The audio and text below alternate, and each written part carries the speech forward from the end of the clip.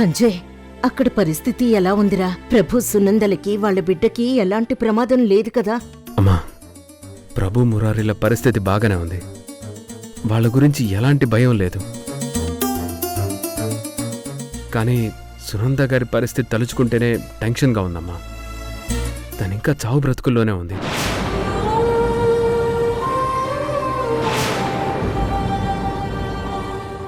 Time గడిస్తే కానీ ఏమీ చెప్పలేమంటున్నారు డాక్టర్స్.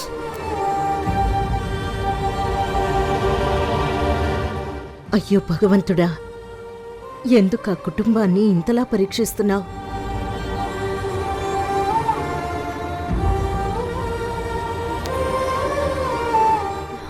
నాకు ప్రభుని చూసిన ప్రతిసారి నా ఇంకో కొడుకులా అనిపిస్తాడ్రా.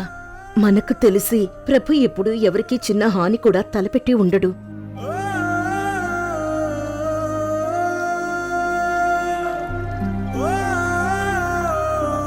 చిన్నప్పుడే తల్లి తండ్రిని కోల్పోయి ఒంటరివాడయ్యాడు.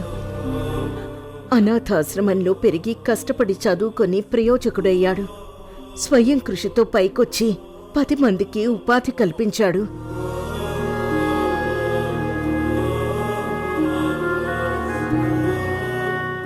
పెళ్ళయ్యాక తనకంటూ ఒక కుటుంబాన్ని ఏర్పరచుకుని సంతోషంగా ఉన్నాడు అనుకుంటున్న ఈ టైంలో ఇలా జరగడమేంటి?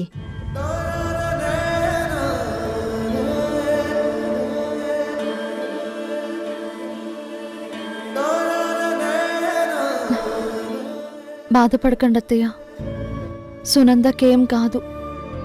ప్రభుగారు మళ్ళీ ఒక్కప్పట్లా కుటుంబంతో సంతోషంగా ఉంటారు.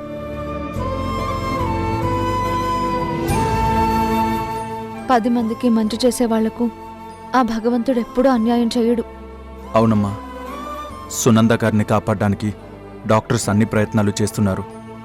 అవసరమైతే ఫారెన్ నుంచి స్పెషలిస్ట్ డాక్టర్స్ని కూడా పిలిపిస్తామని చెప్పారు.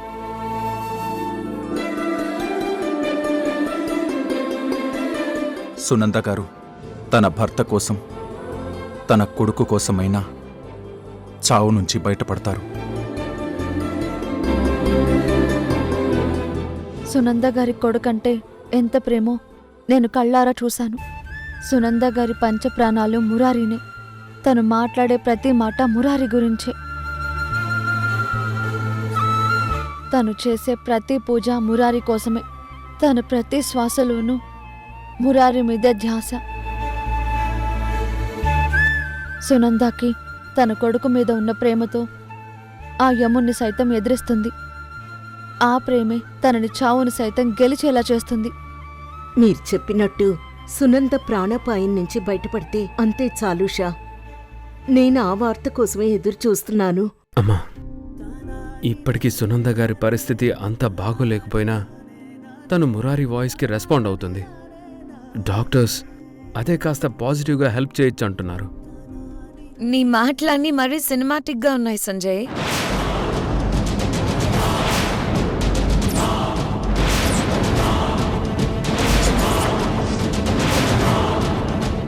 కొడుకు గొంతు విని స్పృహలో కూడా లేని తల్లి రియాక్ట్ అవుతుందా? వినడానికి చెప్పడానికి మరీ విడ్డూరంగా అనిపించడం లేదు? మేఘనా, ఏంట మాటలు? అంతేలే, తల్లి మనసేంటో తల్లి ప్రేమ ఏంటో తెలియని నీ దగ్గర నుంచి ఇంతకంటే ఏం ఎక్స్పెక్ట్ చేయగలం?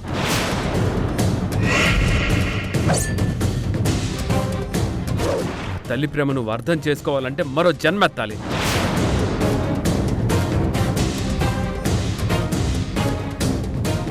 అత్తయ్య, హారిక అక్క భోజనం చేయలేదు. నేను హాస్పిటల్కి క్యారేజ్ పట్టుకెళ్తాను. క్యారేజ్ పట్టుకెళ్తాననేది తోడికోడల కోసమా లేకపోతే వదిలేసిన మొగుడు కోసమా?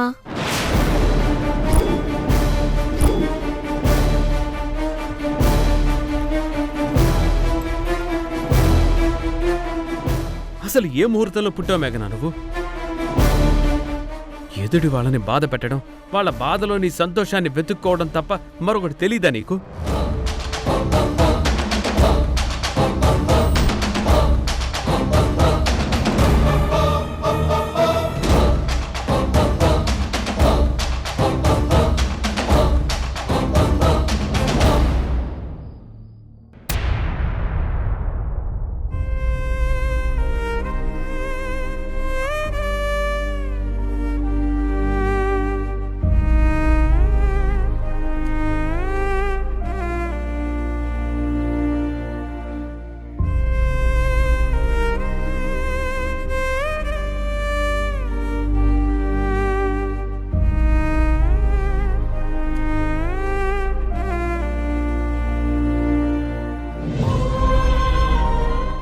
ప్రభు గారు,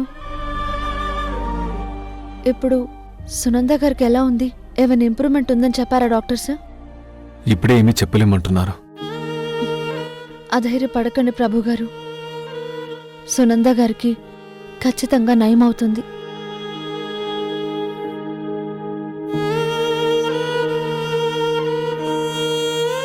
మురారి పిలిచినప్పుడు తను రెస్పాండ్ అవ్వడం మనం కళ్ళారా చూశాం కదా. అమ్మా,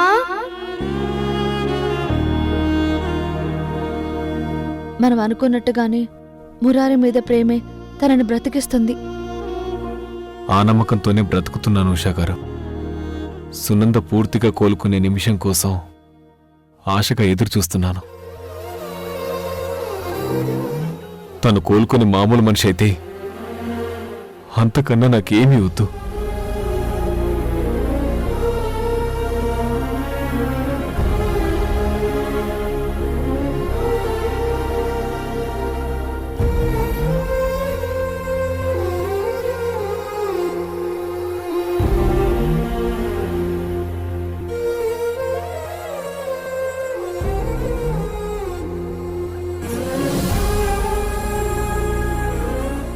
అక్క, నీకు ప్రభు గారికి మురారికి క్యారేజ్ తీసుకొచ్చాను, భోజనం చేయండి. సరే ఉషా, ముందు వీడికి తినిపిస్తాను. మ్. ఇవ్వు.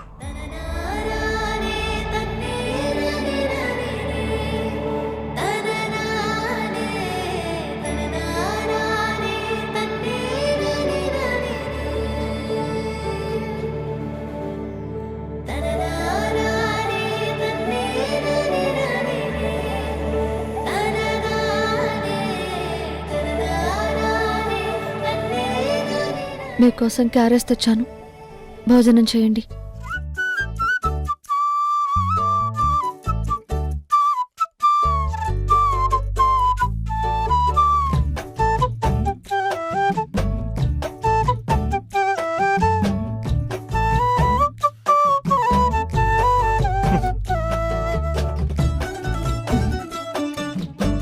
ఏమైంది?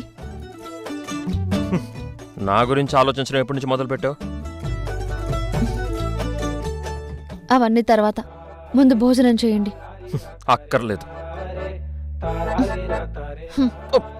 భోజనం చేయండి. అసలు నీకేమైంది ఉషా? గంటకొకలాగా ప్రవర్తిస్తూ ఉంటావు. దూరంగా ఉంటేనేమో నా మీద చాలా ప్రేమ చూపిస్తావు, అదే దగ్గరికి వస్తేనేమో దూరం నెట్టేస్తావు. అసలు నువ్వు నాకు అర్థం కావట్లేదు. భోజనం చెయ్యండి. నా జీవితం ఎట్టెళ్తుందో నాకే అర్థం కావట్లేదు.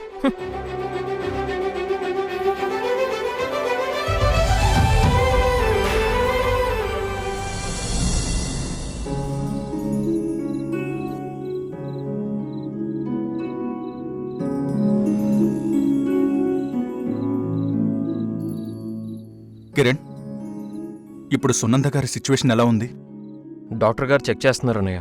కండిషన్ ఏంటనేది కొంతసేపట్లో తెలుస్తుంది.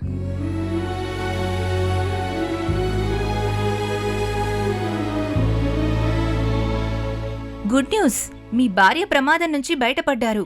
కాకపోతే పూర్తిగా కోలుకోవడానికి హాస్పిటల్లో ఉండాల్సొస్తుంది. ఆ తర్వాత డిశ్చార్జ్ చేస్తాం.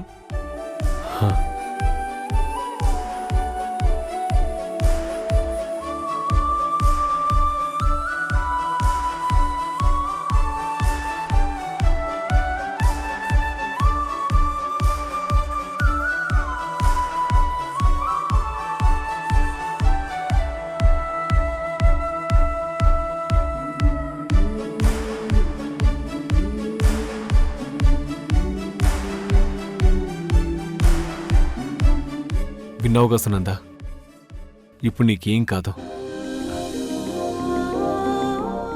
మురారి మీద నీకున్న ప్రేమ నిన్ను కాపాడింది. ఆ దేవుడు నా మొర విన్నాడండి. నేను లేకుండా మీరు మురారి ఉండలేరని తెలిసి ఆ దేవుడు నన్ను బ్రతికించాడు. ఇక నుంచి జీవితాంతం మీతోనే ఉంటానండి.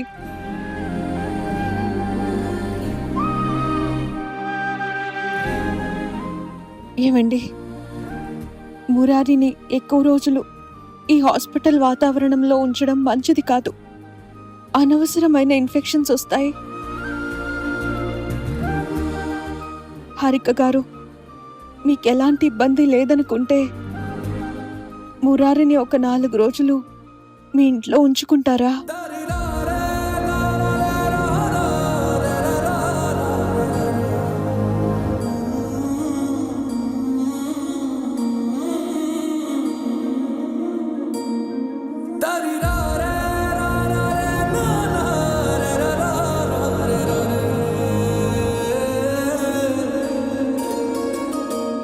భగవంతుడా, ఈ విధంగా అయినా మురారిని కన్న తల్లి దగ్గర అయిన వాళ్ళ దగ్గర కొన్ని రోజులు ఉండేలా చేస్తున్నావా? నీ లీలలు మాకు అర్థం కావు. మీకు ఇబ్బంది ఏం లేదు కదా? అదేంటి సునంద గారు, వరం ఇస్తూ ఇబ్బంది ఉందా అని అడుగుతున్నారు?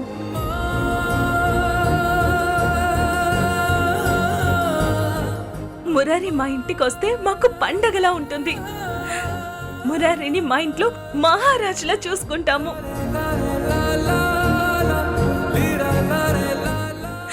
ఏమంటారు తరుణ్? అలాగే హారిక. సునంద గారు, ప్రభు, మురారిని మా ఇంట్లో కంటికి రెప్పలా చూసుకుంటాం.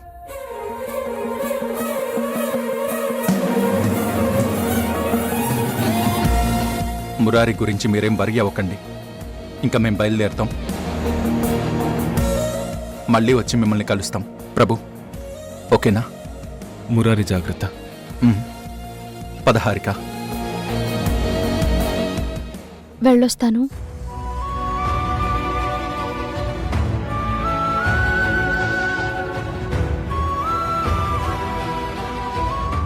భగవంతుడా, ఏంటి నీ లీలలు? మురారిని వాళ్ళింటికి చేరుస్తున్నావా? పోనీలే, ఇలా అయినా మురారి కొన్ని రోజులు హారిక దగ్గరుంటే నేను చేసిన పాపానికి కొంతైనా ప్రాయశ్చిత్తం జరుగుతుంది.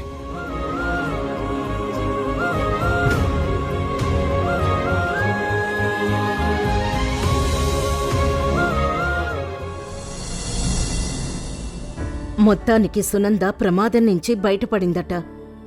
ఆ విషయం తెలిసాక నా మనసు కొంచెం కుదుట పడిందండి. అవును కిరణ్మయి, ఆ వార్త విన్నాక నాకు చాలా సంతోషంగా అనిపించింది.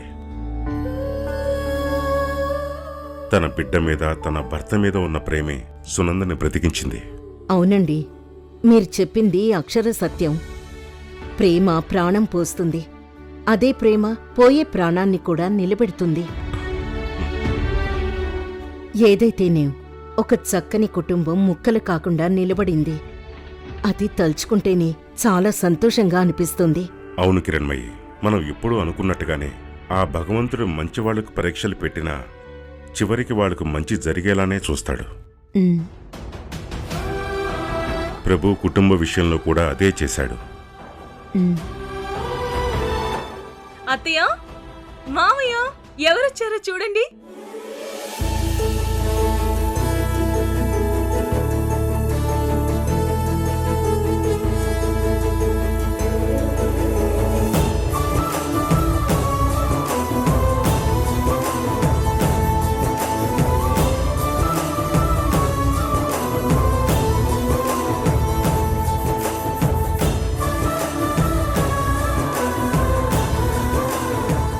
మురారి కొన్ని రోజుల పాటు మనతోనే ఉంటాడు.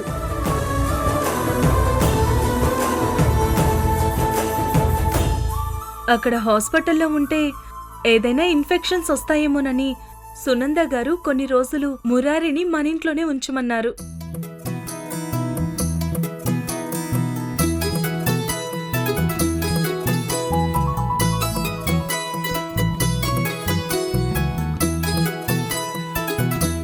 అందుకే ఈ చిన్ని కృష్ణుణ్ణి మన ఇంటికి తీసుకొచ్చాను.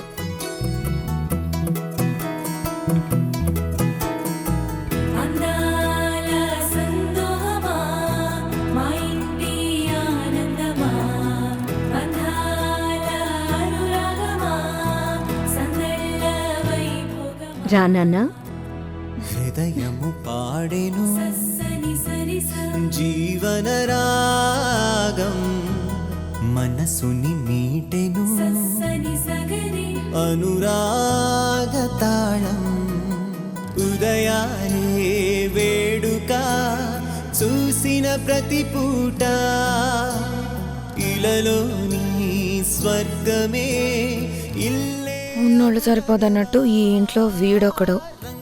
లోకమే ఆడేనుగా ఆనందం ఆనందం మాయే వేళ రంగుల్లో లోకమే ఆడేనుగా ఇది జీవితం. మురారి రాకతో ఈ ఇల్లు బృందావనం అయినట్టు అనిపిస్తోంది. ఇది జీవితం ఇలలో వరం మనతో మనం.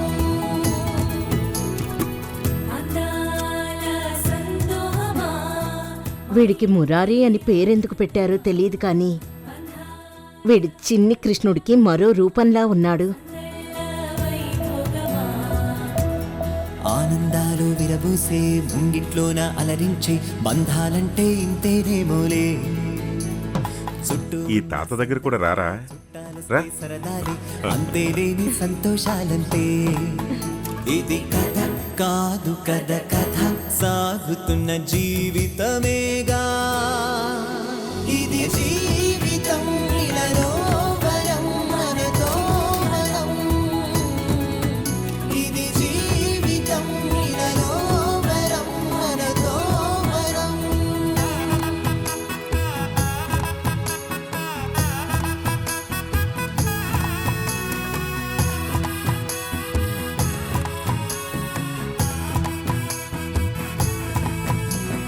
ఉన్నారంతా మన ఇప్పుడు అమ్మా నాన్న దగ్గరకు, ఆ తర్వాత మన హారిక దగ్గరకు తప్ప ఇంకెవ్వరి దగ్గరికి వెళ్ళని మురారి మీ దగ్గరికి ప్రేమగా వస్తుంటే ఆశ్చర్యంగా ఉంది నాన్న.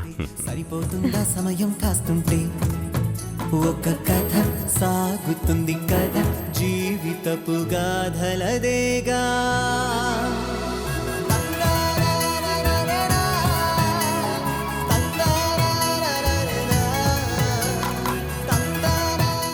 మీరు మరీ ఎక్కువగా ఫీల్ అవుతున్నారు. ఎవరు చేతులు చాపి ఎత్తుకుంటామన్నా పిల్లలు వెంటనే వచ్చి వాలిపోతారు.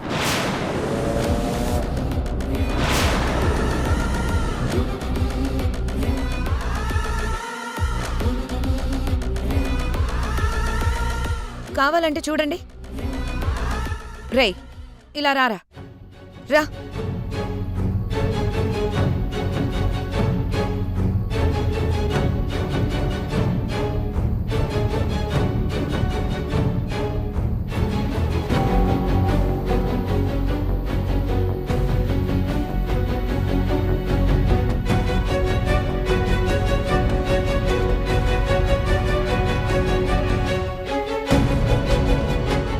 రారా, నీకు చాలా చాక్లెట్స్ కొని పెడతాను, బోల్డ్ అని బొమ్మలు కొని పెడతాను, రా.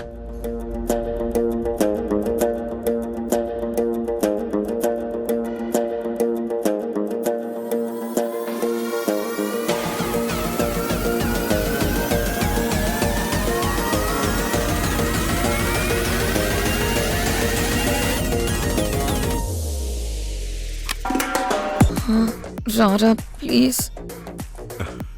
రాను రాను.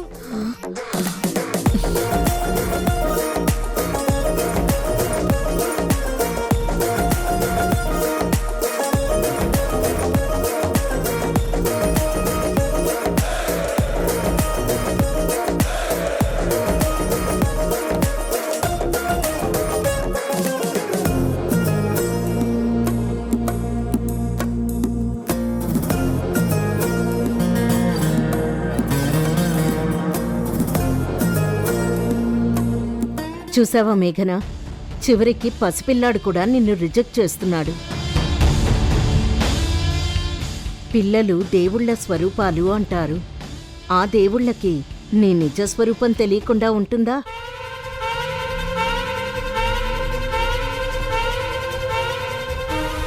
అందుకే నీ దగ్గరికి రావట్లేదు.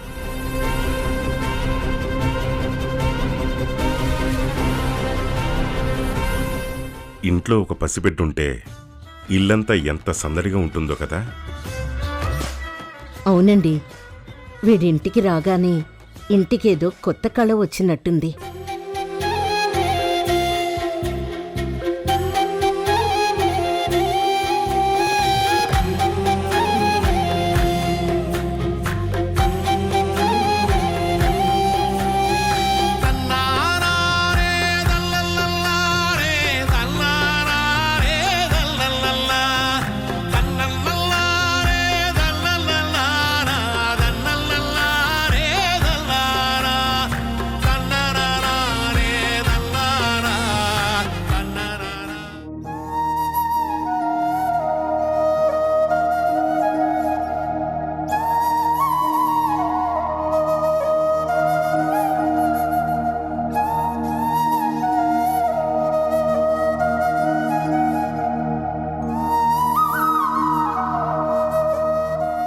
ఏనుగమ్మ ఏనుగు, మా ఊరొచ్చే ఏనుగు. అమ్మా రే, ఇంకా చాలరా, ఈ తాత ఓపిక అయిపోయింది. మావయ్య, మురారికి ఇదే బాగున్నట్టుంది. అసలు దిగనంటున్నాడుగా.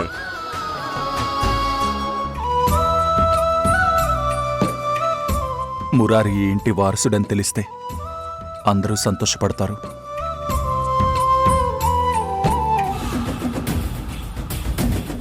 వీడి పేరేం మురారి. ఇప్పుడు వీడు కిరణ్ మా ఇంట్లో ఉన్నాడు. నువ్వు వీణ్ణే కిడ్నాప్ చేయాలి.